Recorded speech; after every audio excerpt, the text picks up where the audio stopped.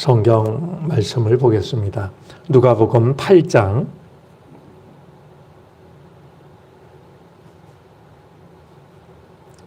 43절, 44절입니다.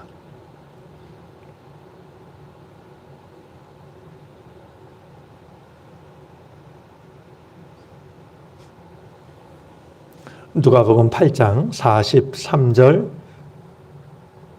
44절 우리 한 절씩 교독하겠습니다. 이에 12해를 혈루증으로 앓는 중에 아무에게도 고침을 받지 못하던 여자가 예수에 들어와서 그의 눈가에 손을 대니 혈루증이 즉시 그쳤더라. 아멘. 오늘도 주님의 은혜가 우리의 마음과 우리의 걸음을 주장하시기를 바랍니다. 오늘 성경에 나오는 한 여인은 참 불행한 여인이었습니다. 불행하다는 말 한마디에 그의 불행을 다 담아내기가 어려울 만큼 참으로 이제 벼랑 끝에 내몰린 그런 여인이었습니다.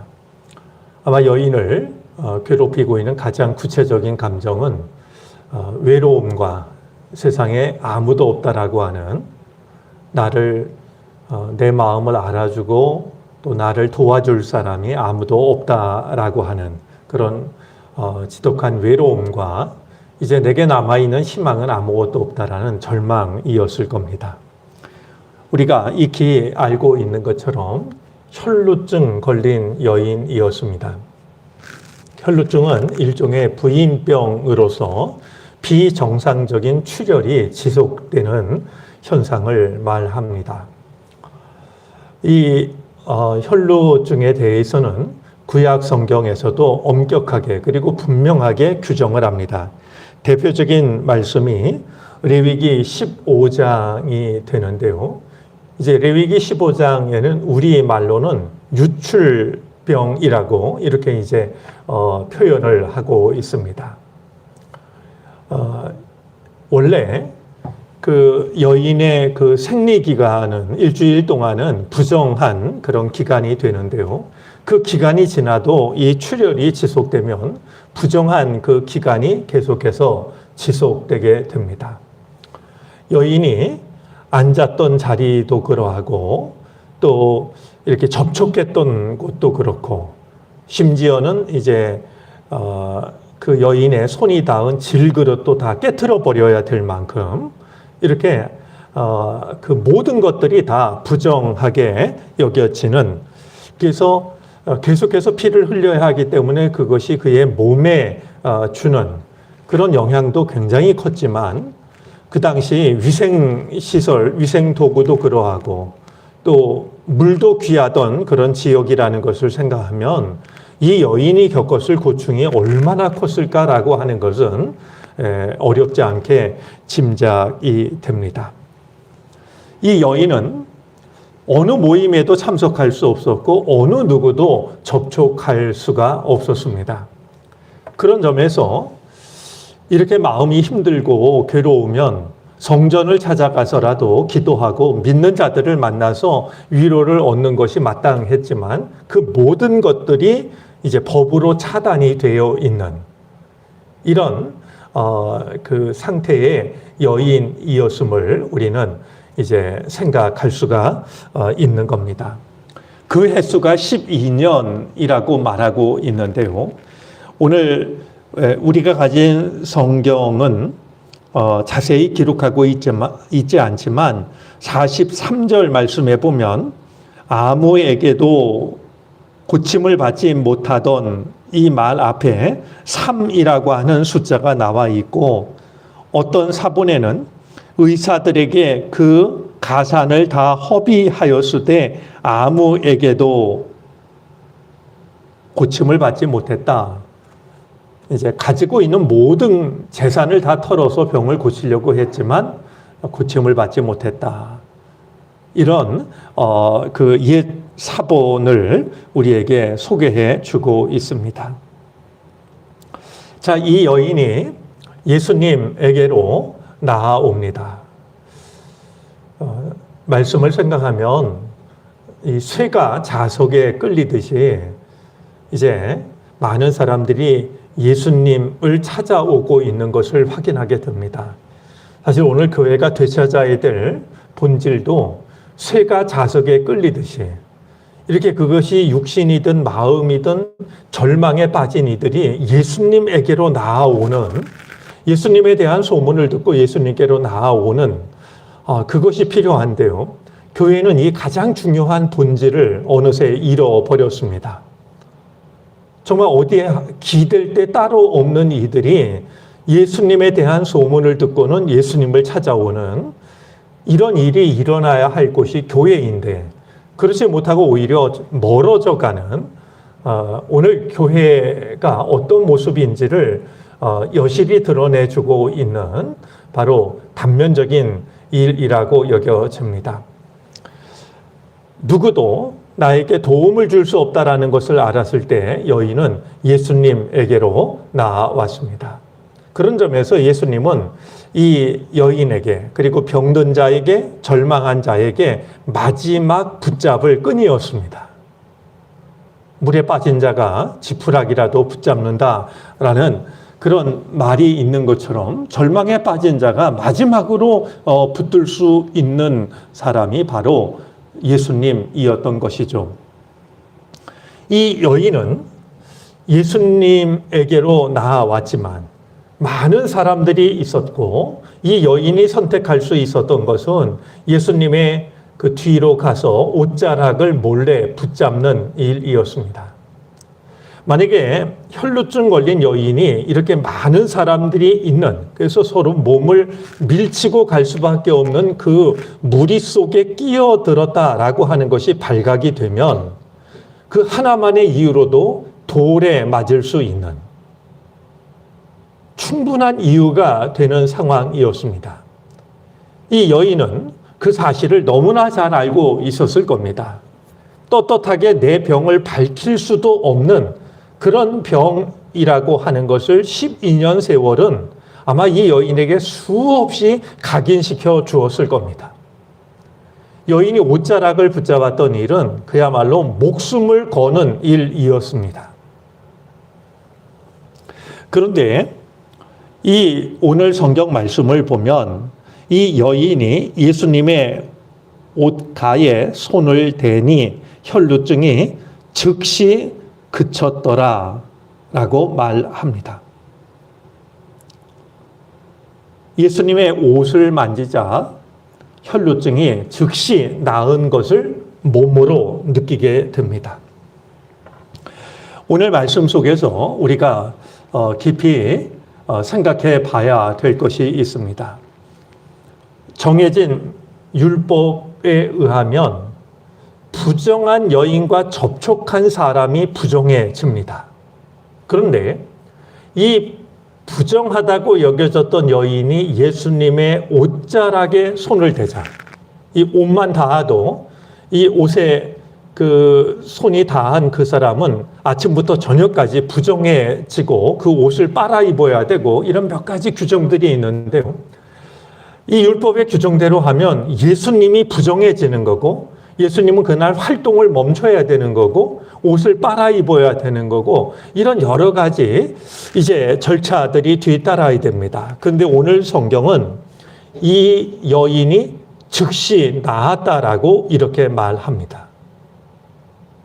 부정이 거룩함을 부정하게 만들었던 것이 아니라 예수님의 거룩함이 여인의 부정함을 깨끗하게 했다라고 말하고 있는 겁니다. 사람들은 부정한 것과 접촉하면 나도 부정해진다라고 생각했지만 예수님은 그렇지 않았습니다. 누구든지 예수님을 붙잡을 때 부정한 사람의 손으로 인해서 예수님까지 부정해졌던 것이 아니라 예수님의 거룩함으로 부정한 자가 깨끗해지는, 병든 자가 온전해지는 이런 은혜가 나타났던 겁니다. 나병 환자도 마찬가지였습니다. 아마 여인보다 더 심했던 두려움은 나병 환자였을 것 같은데요. 납병 환자와 접촉하면 납병이 이제 옮을뿐만 아니라 부정해진다라고 역시 생각을 했는데 예수님은 그를 어루만져 주셨습니다. 그러자 납병이 깨끗해집니다. 이것은 믿음의 힘이기도 하거니와 사랑의 힘이기도 합니다. 사랑의 힘을 배제한 믿음의 힘은 한계가 있을 겁니다. 이제 많은 사람들은 부정한 자와 접촉하면 내가 부정해진다라는 이유로 일정한 거리를 두고 그것을 법으로 규정했지만 예수님께서는 부정한 자를 어루만져 주심으로 그에게 손을 내밀어 주심으로 혹은 당신의 옷자락을 붙잡는 여인을 허용하심으로써 그를 깨끗하게 해 주시는 은혜를 허락해 주고 계십니다. 우리가 돌아보면 우리 주변에도 혈루증 걸린 여인과 같은 그런 처지에 있고 그런 심경을 가지고 살아가는 이들이 있습니다.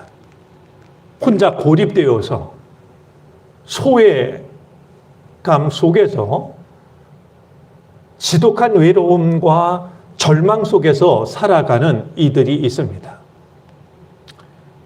그들이 생각하는 것은 나를 도와줄 자, 나를 내 마음 아는 자가 아무도 없기 때문에 스스로 생을 마감하려고 하는 그 마음과 그들은 힘겹게 싸움을 합니다. 오늘 우리가 그리스도인으로 살아간다라고 하는 것은 부정한 자를 피해서 우리의 거룩함을 지키는 것이 아니라 그에게 손을 내밀어 줌으로써 그리고 그를 어루만져 줌으로써 그를 깨끗하게 하는, 그를 고치는 이것이 오늘 그리스도인들에게 주어진 사명이자 교회가 어서속히 회복해야 될 본질이기도 합니다. 오늘 예수님은 바로 그런 모습을 우리에게 보여주고 계신 겁니다. 거룩한 자가 부정한 자에게 손을 내밀 때 거룩한 자가 부정해지는 것이 아니라 부정했던 자가 온전해집니다. 이것이 바로 믿음의 힘이자 사랑의 힘이라고 하는 것, 교회의 본질이라고 하는 것, 그리스도인들의 삶의 정체성이라고 하는 것을 우리가 기억하면서 부정한 것을 피하며 살아가지 말고 그것을 온전케 하며 살아가는 우리들이 되어졌으면 좋겠습니다. 제가 특별한 일이 아니면 하루에 한 번 이 정릉천을 이렇게 걷는데요. 참 맑은 물이 내려옵니다. 그런데 맑은 물이 내려갈 때 그 옆에서 더러운 물이 합류를 하면 물은 더러워집니다. 그런데 분명한 사실이 있습니다. 맑은 물이 더러움을 품고 계속해서 맑은 물로 흘러가면 얼마 안가 모두가 맑은 물이 됩니다. 교회는, 신앙은 그 힘을 믿는 곳이 되어야 됩니다. 부정함을 애써 피해서 나만 맑은 물로 흘러가는 것이 아니라 기꺼이 마음을 열고 받아들이고 함께 깨끗해지는 것을 꿈꾸는 세상 다른 곳에서 그런 곳을 찾아보기 힘든 곳이 교회가 되어야 되고 믿음이 되어야만 됩니다. 그 모습을 예수님이 보여주고 계심을 우리가 기억하면서 예수님을 나의 구원자라고 고백만 할 뿐만 아니라 내가 닮아야 할 분이심을 우리가 기억하면서 그분을 닮아가는 우리들 한 사람 한 사람과 이 땅의 교회들이 되어질 수 있기를 바랍니다. 기도하겠습니다.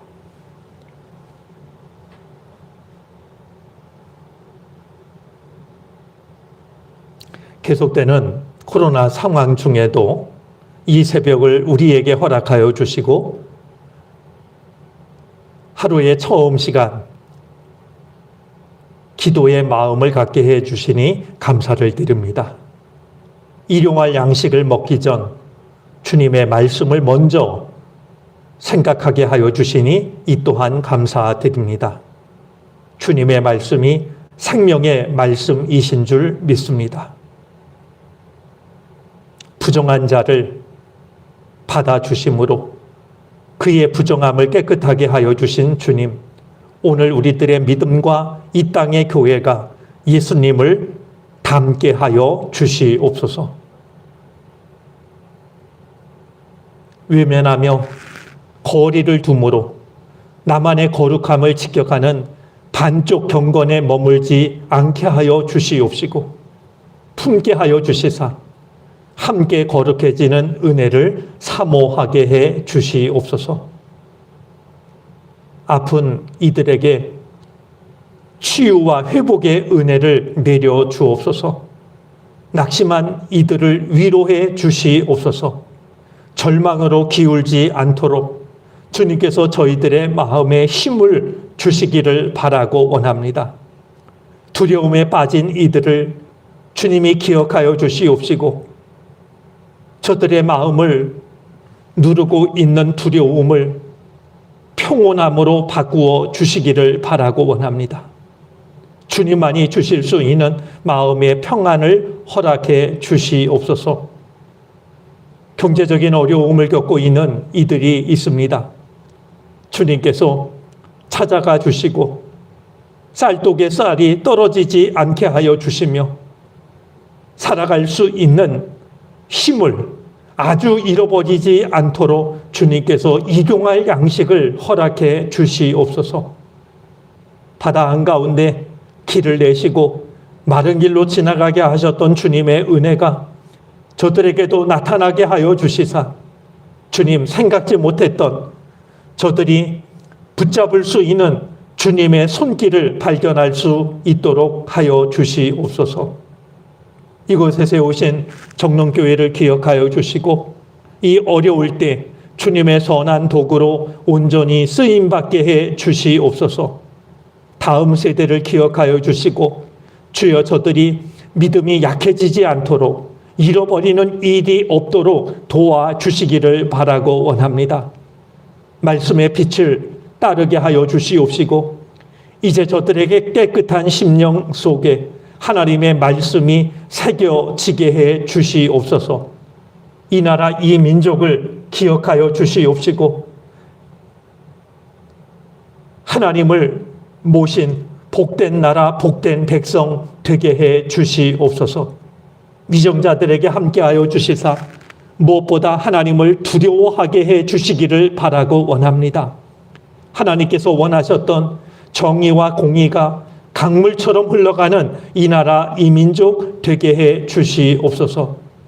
코로나19의 상황에서 우리 모두를 지켜주시되 암탉이 병아리를 품에 안아 지키듯이 지켜주시옵소서. 우리가 떠났던 그러나 잃어버려선 안 됐던 본래의 자리로 온 인류가 돌아서게 하여 주시사 주여 이 코로나19가 온 인류에게 큰 유익의 계기가 되게 해 주시기를 바라고 원합니다.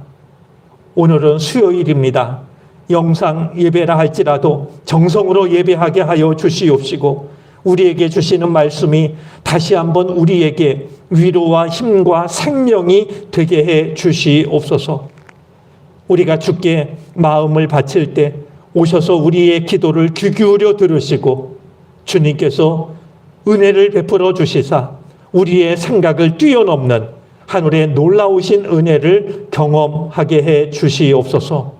모든 것을 주님께 맡기고 의지하며 거룩하신 주 예수 그리스도의 이름으로 기도를 드립니다. 아멘. 하늘에 계신 우리 아버지여 이름이 거룩히 여김을 받으시오며